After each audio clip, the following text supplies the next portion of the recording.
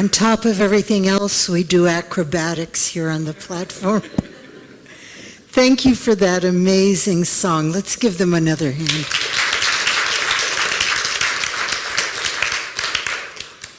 You know, over and over, I have this experience with Narayan and Janet where the song that they create or bring right before the message is so much more perfect than I could ever even imagine.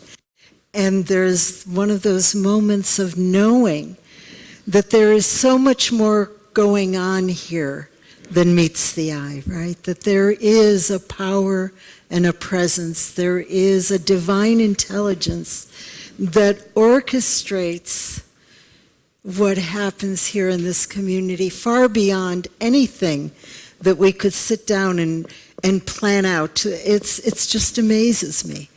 And it's one of those moments of awakening to oneness. That's what we've been focusing on all year, that process of awakening. Because that oneness is never missing. The oneness is always the truth of who we are and the truth of what is. There is always one power and one presence, and wherever we are, that power and presence is. So it is not ours to create it. It is ours to awaken to it. And turning the light on is perfect, right? When someone turns the light on, all of a sudden we see and we know that which we might have forgotten. Today I want to talk about the oh wow of that. I don't know about you, but when those moments happen for me, those moments of, oh, there's something really profound happening here. There's an oh wow that wells up from deep inside of me. How many people have experienced that? Yeah. Or if you haven't experienced it, can imagine that. So if you've experienced it or can imagine it, raise your hand. Okay, so everyone's hands went up except Vic's, but but we know he knows, right? Oh wow. So this picture is one you saw last week. It's a Silomar, and that's one of the places that I spent a little bit over a week on retreat. And I walked that beach. Different times of day in different light. Sometimes there was nobody there, and sometimes there were dogs and children and people playing. But there were repeated moments. Those moments of feeling that presence and that power that is God in my life, and just knowing and experiencing that presence and knowing that I was one with that. So there were many oh wows that I experienced over those 8 days. And then sometimes the beach looks like this when the sun is setting. And this is actually Dillon Beach, which is much closer to us. And I stand there and I watch the sun going down. And our projectors really do not do justice to the beauty of that sunset. But it's amazing, and I feel the rhythm and the energy of the ocean, and I experience the horizon and that sun going down, and that same oh wow wells up inside of me. Or this is that same sunset a little while later, and again, it doesn't do it justice, but the whole sky was lit up orange with a blue background, and then the waves were coming in. And maybe beaches are not your oh wow. You know, maybe it's music or poetry or holding babies or gardening. We all have something that brings up that sense of knowing the divine presence. And for me, it's not just beaches. There's many different things that remind me, that turn the light on, if you will, and awaken me to that truth. I love here in California being able to go to forests that are, it doesn't even have to be the old redwoods, but just redwoods, and walking among such majestic trees. It's like, wow. I don't know what other word. It's just a wow that comes up from the very depth of my being. Or this was on that retreat in southern Washington State. And there were fields of tall grass with paths mowed, so you could just walk and walk. And it was the last day, and I was taking a walk, and this deer was in the grass. And I stopped, and she wasn't afraid of me, and I wasn't afraid of her. And we stood there, and our eyes met, and we just looked at each other. And she was sweet enough to allow me to pull out my phone and to take this picture of her. And again, when I see this, it was that connection, that eye contact, and that same oh wow wells up. Isn't she pretty? I mean, isn't she really pretty? Oh, and this is a path near where I live. I walk every morning with Teddy there, and I don't know how many mornings I had walked, and this tree was always there, and it didn't have flowers on it. And one morning I came, and it was filled with these white and red flowers that looked like little feather tips. And it was windy that morning, so the whole tree was waving back and forth. And these two buds stood still enough, long enough for me to get this picture. Isn't that a no wow? And just the knowing that life is created in this way, and one day it's not there, and then it blossoms, it opens, and there's infinite possibilities contained in each one of those little seeds, right? Or this, you can't see that well on this projector, but it's a herd of cows walking over the hills. And the backdrop is Point Reyes. And again, there's wows, that sense of, this is more than words, folks. There is truly an infinite presence and power. There is really that which we call God or Spirit or the universe, and it fills every moment, every nook and cranny. God is just as present in those long tunnels that I sometimes drive through, and they look dark and dreary, as God is present among those cows that are walking over the hills. The difference is in me. I usually forget to awaken to God's presence in the tunnels. But in nature, or in some place that awakens my sense of that which is beautiful, I instantly experience that.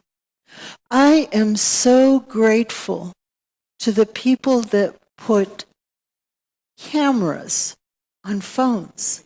No, I am really so grateful. It has changed my life experience because, we always carry our phones these days.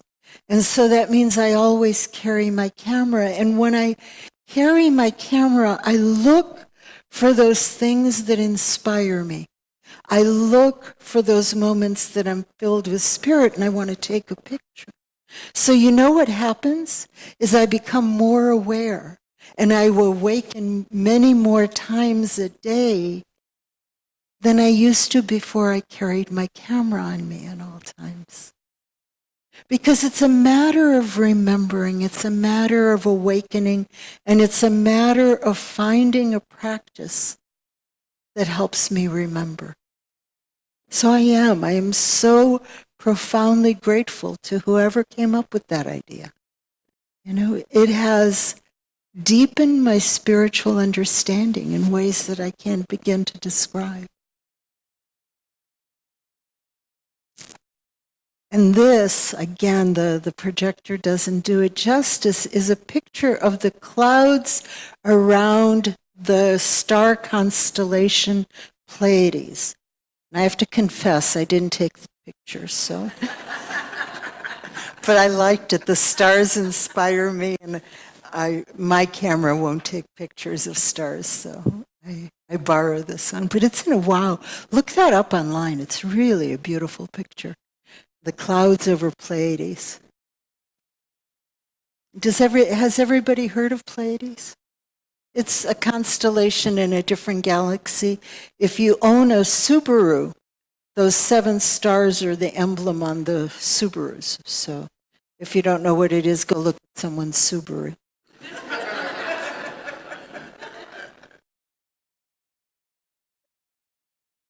Or it doesn't have to be nature. That's the skyline of Vancouver, British Columbia.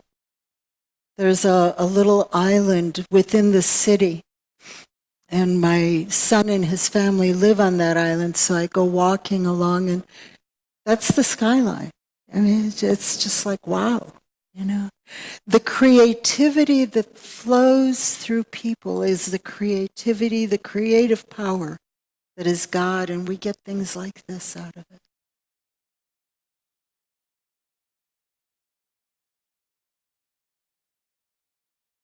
William Blake wrote a poem, to see a world in a grain of sand and heaven in a wildflower.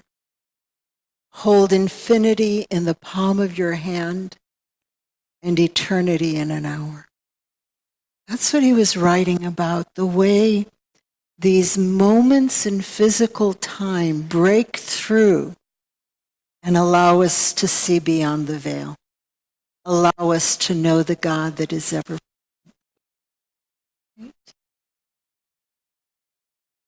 Bottom line is, when we see and know God in this way, the only appropriate response that I can think of is, oh wow. And what else can you say other than maybe be speechless in awe, right? And to feel that oh wow within us.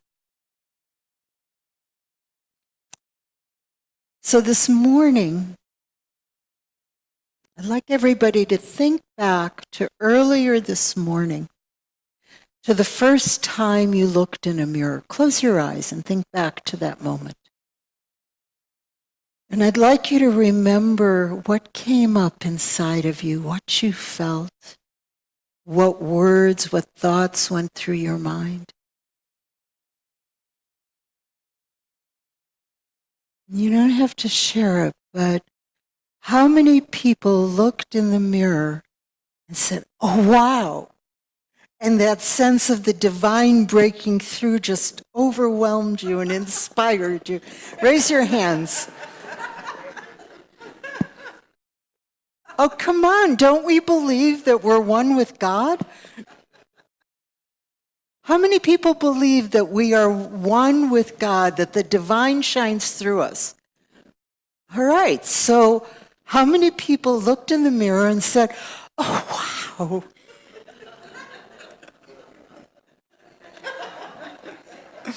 We've got some work to do, folks.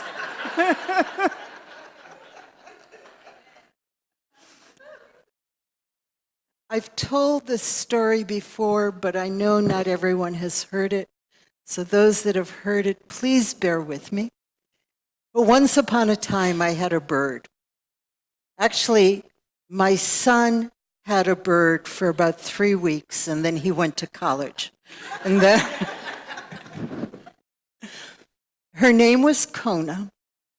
That is actually a portrait of Kona. It's a photograph of an acrylic painting of Kona. My son painted that portrait. I have to tell a story on myself. It has nothing to do with this talk, and it's a total distraction, but I want to tell it anyway. So I was putting together the slides for this talk yesterday, and it was evening, and I was getting a little bit tired, but, it was getting toward the end, but I had a problem. My computer had crashed a few weeks before, and I lost many, many files, a lot of which I retrieved, but I could not find the slides that had the picture of Kona, because I've done this for another talk a while ago. And I looked and I looked through all my PowerPoint, and then I pulled out my flash drives where I had copies of my files, couldn't find the PowerPoint. And then I thought, well, I'll look in the picture file. Maybe I have the original pictures.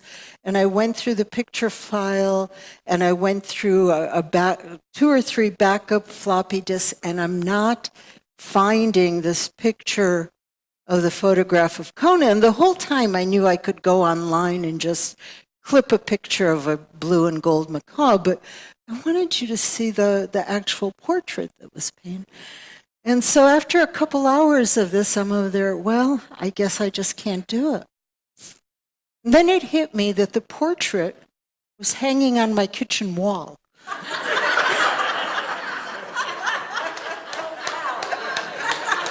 Oh, wow. So I walked over with my little camera.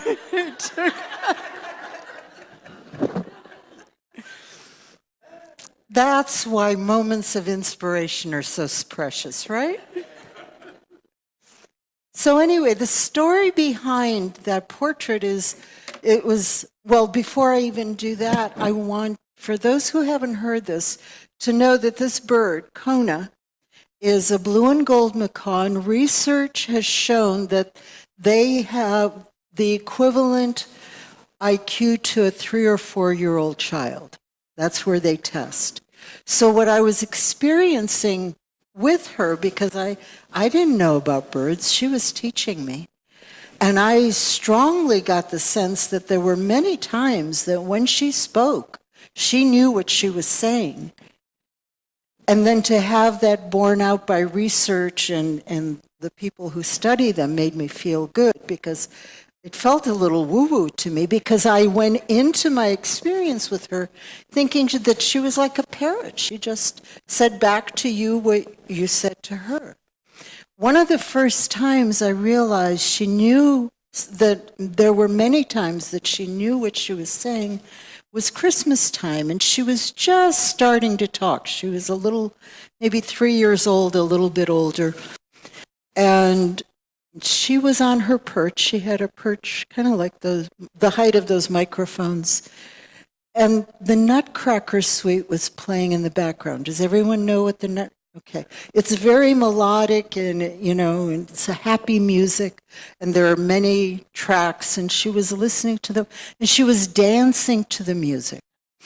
She was stretching her wings and then the other way, and her head was high, and she was swaying to the music in perfect time, in perfect rhythm, and she looked so happy.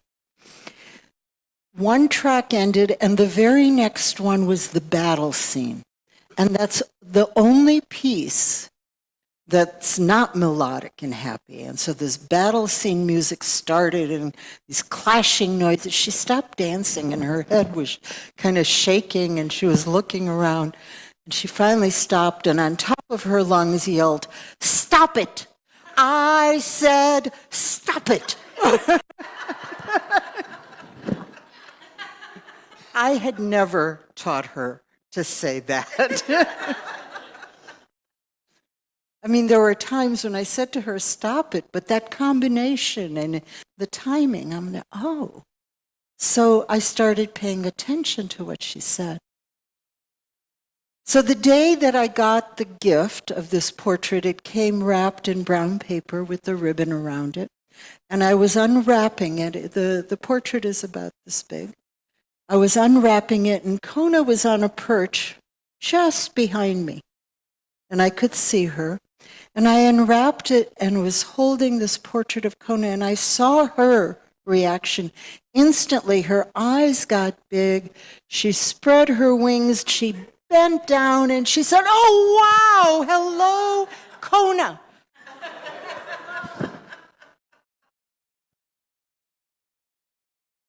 I felt in that moment like I had been punched in the stomach.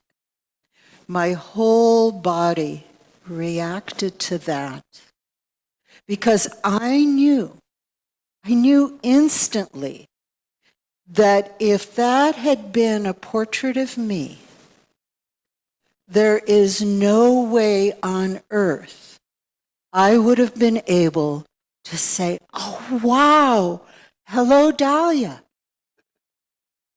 I did not have that in me. I also knew in that instant that that was the heart of my spiritual journey for the rest of my life. To get to that place that my bird did so naturally, that knew so easily to say, oh, wow, in response to herself.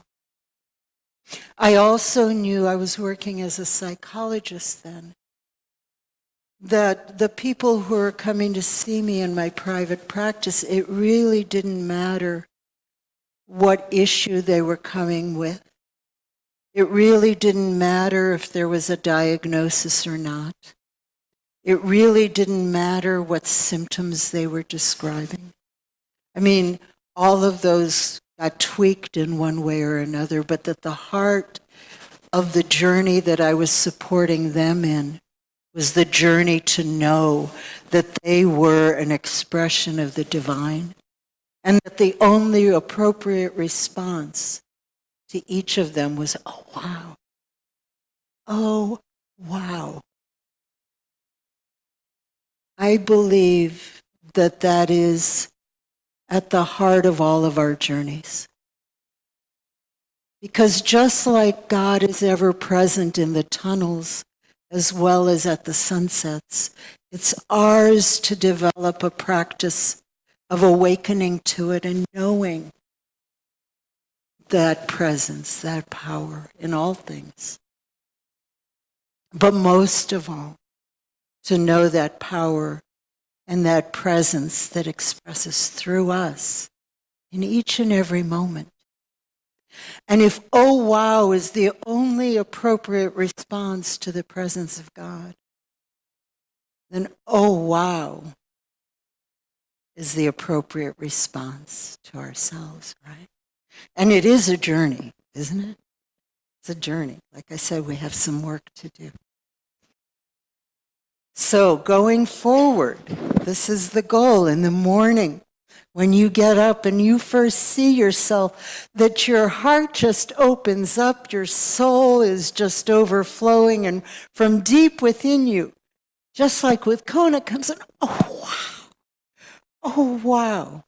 For you are looking at the face of God in that moment. You are looking at the light of God shining through you. You are looking at the divine light. You are looking at the spark of God. Some people say it that way. But we have to be careful when we say a spark of God, because that implies we can take God and divide God up into little bits and everybody gets a little tiny bit of God. How many people are there? About 25 billion? 30 billion? So we get 1/30th of a billion of God? And no, that's God is not physical stuff that can get broken down. God is consciousness. God is intelligence. God is wisdom. God is light. God is love. God is infinite potential, and all of God is available to us. All of God is expressing through us. Our ability to know that God presence is what makes it feel small. You know, God is magnificently, infinitely, all present within us, always. And it is ours to awaken to that amazing truth.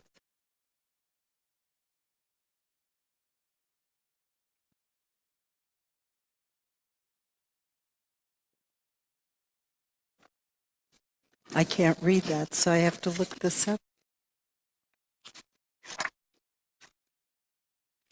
So as we're saying, oh wow,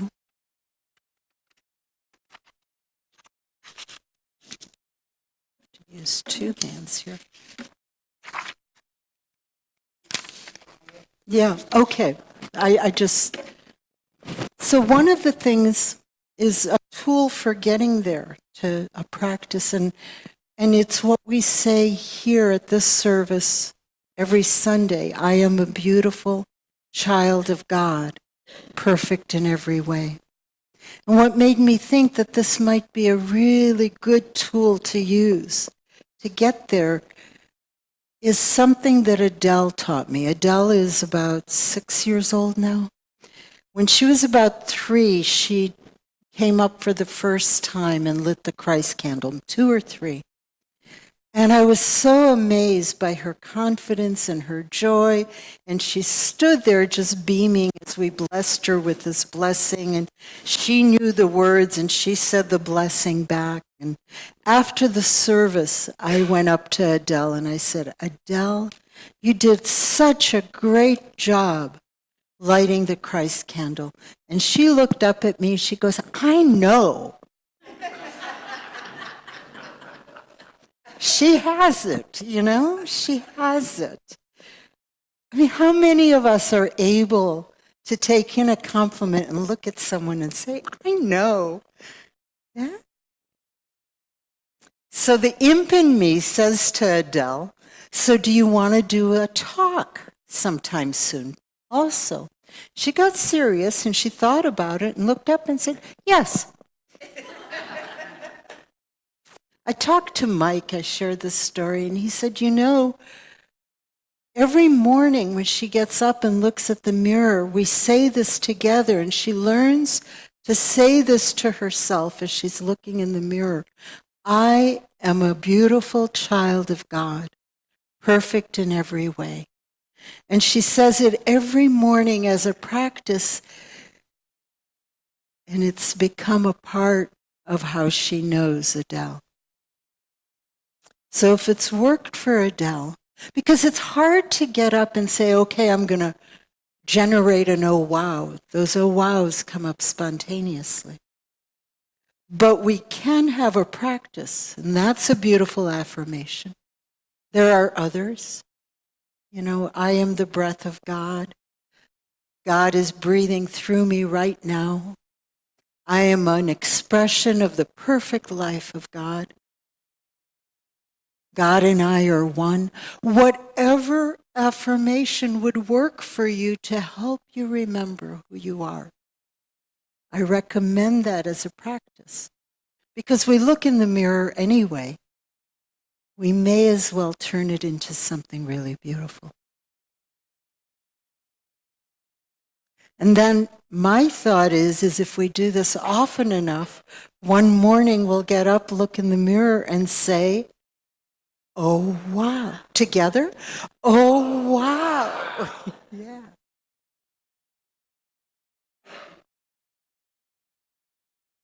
And from Rumi, you know how we talk about the metaphor of God as the ocean and we are a drop in the ocean, one with God. But what Rumi has to say about that is you are not a drop in the ocean. You are the entire ocean in a drop. As Rumi knew that we don't divide up God, that the allness of God expresses through us, even as we are just that one drop. Right? Namaste. I behold the divine in each and every one of you.